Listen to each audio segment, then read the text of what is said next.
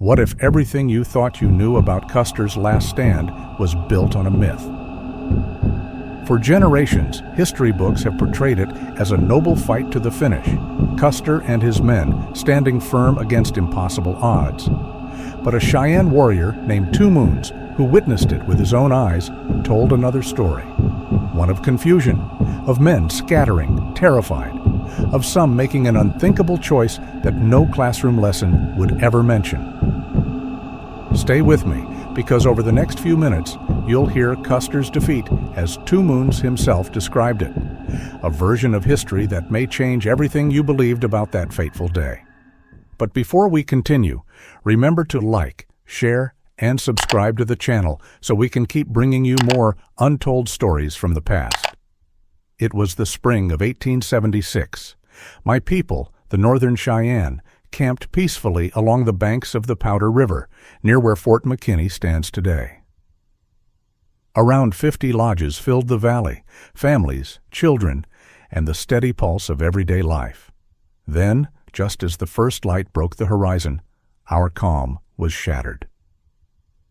Out of the morning mist came the soldiers, led by Colonel Mackenzie, whom we called Three Fingers. They struck without warning. We were caught off guard. Panic rippled through our camp. Men, women, and children scattered in every direction, desperate to escape. In that chaos, we lost the heart of our freedom, our horses. Every one of them was driven off by the soldiers, leaving us stranded and grieving. Yet when night fell, cloaked in silence, we returned like ghosts. Moving quietly, we slipped through their guards and reclaimed what had been taken, our horses. By dawn, we were gone, riding fast and far, determined to vanish into the plains. Days later, fortune guided us to a vast Sioux village at Charcoal Butte. The sight was breathtaking, a sea of lodges stretching across the land, lush grass beneath our feet, game plentiful, streams running cold and clear. At the center stood Crazy Horse, calm but fierce, his eyes burning with purpose. He welcomed me like a brother. "I'm glad you've come," he said. "We're preparing to fight the white soldiers again." The camp was alive with energy, warriors gathering, weapons being sharpened, determination heavy in the air.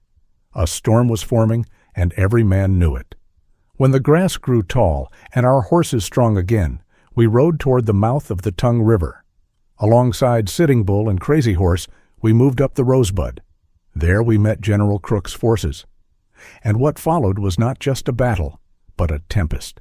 Smoke and dust filled the sky, gunfire cracked like thunder, and the cries of warriors echoed through the valley. Soldiers fell by the dozens, while our own losses were few. We had driven them back. Victorious, we pushed north and made camp in the valley of the Little Horn.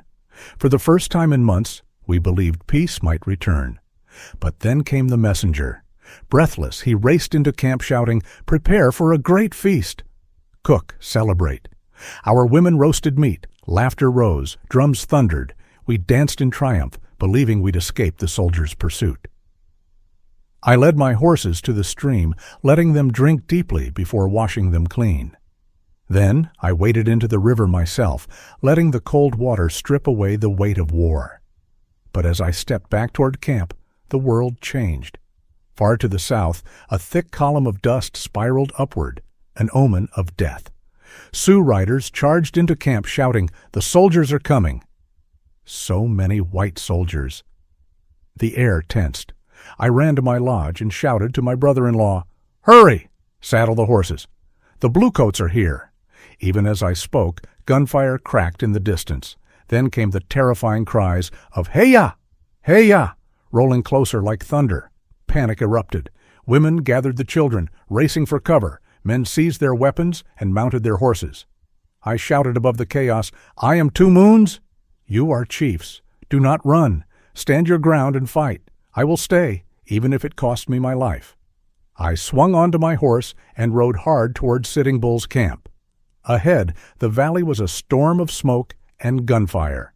Reno's soldiers were collapsing under the assault. The ground teemed with warriors, bullets whistled through the air, and the earth itself seemed to shake. The soldiers panicked. They broke ranks, plunging into the river in a desperate attempt to flee. Sioux warriors pressed them hard, driving them up the bluffs, only to find more troops waiting above. What had begun as a celebration had become a battlefield. Messengers galloped in shouting that women were under threat. Furious, the Sioux wheeled back to defend them. Chief Gall fought with relentless courage, and Crazy Horse led his warriors like a force of nature. I returned to my own camp and stopped the women from fleeing with the lodges. From horseback, I scanned the horizon, and then I saw them. Tiny shapes on the far ridge, flags fluttering, formations advancing. Soldiers. 3 columns, evenly spaced, their movements precise. A bugle rang out across the hills, sharp and commanding. The troops dismounted, some leading horses back behind the ridge while others formed ranks. Then came the charge. Warriors surged from every direction, dust exploding beneath their mounts. We Cheyennes swept wide on the left, the Sioux stormed from the right. Gunfire burst through the air, a deafening roar that rolled across the valley. The soldiers fought bravely, their officers shouting orders through the smoke, but the dust was thick, the air suffocating, and our warriors closed in tighter with every moment. We surrounded them completely. We circled, fired, retreated, and returned, pressing closer each time. The bluecoats fell one by one, their horses collapsing beside them. But among them rode a man who stood apart, mounted on a sorrel horse with a white blaze and stockings. Again and again he charged the line, shouting for his men to hold. His bravery was unmistakable. Still, the ring closed around them. Their bullets rarely found a mark, while ours struck true. Soon only 5 horses remained standing. Now and then a desperate soldier would break away, running for the river, but none reached it alive. At last, barely 100 men remained on the hill, clustered tight together. The bugler still played, his notes cutting through the chaos. He was fearless, even as death approached. Then the moment came. A shout rippled through the warriors. "Long Hair is dead!" Custer had fallen. Whether true or not, the cry ignited the field like fire. The survivors broke for the river, around 40 men, with the rider on the sorrel horse leading them. He wore buckskin, his hair dark, his mustache thick, and in his hand flashed a great knife. He shouted to his men, urging them on, his voice raw from the dust and smoke. Their uniforms were caked in dirt, rank and file were indistinguishable. One soldier sprinted far ahead. For a moment, it seemed he might escape. Then a shot rang out. He dropped instantly, struck in the head. His arm bore stripes, a sergeant, perhaps the last to fall. When the gunfire faded, silence returned. Every one of them was dead. Their bodies lay scattered across the hillside, stripped of weapons and gear, their faces frozen in the dust. That night, no one danced. Though we had won, joy was absent. We knew vengeance would soon follow. The next morning, I rode out with Sioux leaders and 2 Cheyenne warriors. One man carried a bundle of small sticks. For every fallen soldier we found, he laid 1 stick aside. When we finished, the truth stood before us. 388 sticks. Not one soldier had survived.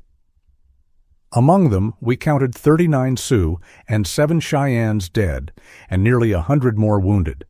Some soldiers had been cut to ensure they were lifeless. A few had been disfigured by grieving women. But most were left as they fell. I remember one man in particular, the soldier with the great mustache, lying near the riverbank. Higher on the ridge, we found the one they called Long Hair. Custer. His buckskin jacket was untouched. The Sioux said, "That is the great chief." That is Long Hair I could not say for certain, for I had never seen him before. But I knew this much. The man on the sorrel horse had shown unmatched courage that day. His voice, his defiance, still echo in my memory. As the sun dipped below the hills, young warriors galloped up the Little Horn, only to halt in awe. Downstream, a great steamboat approached, its smoke rising into the dusk. More white soldiers were coming, many more. I gathered my people, and we broke camp at once, riding fast up the valley into the rotten grass country. We stayed 3 days, then turned east, retracing our old path. Sitting Bull rode north toward the Yellowstone. I never saw him again. 388 sticks, the count of that day. A number whispered across generations, carrying the weight of victory and sorrow alike. I, 2 moons, was there. I saw the dance before the storm, the final courage of the man on the sorrel horse, and the heavy cost paid by all who fought on that blood-soaked ground. So now I ask you, what do you believe? Was Custer's last stand truly a gallant fight or a desperate collapse into chaos? Share your thoughts below. I'll be reading them all. And if you crave more buried truths from history's forgotten corners, subscribe. Because the next eyewitness story I reveal will shake the foundations of everything you thought you knew.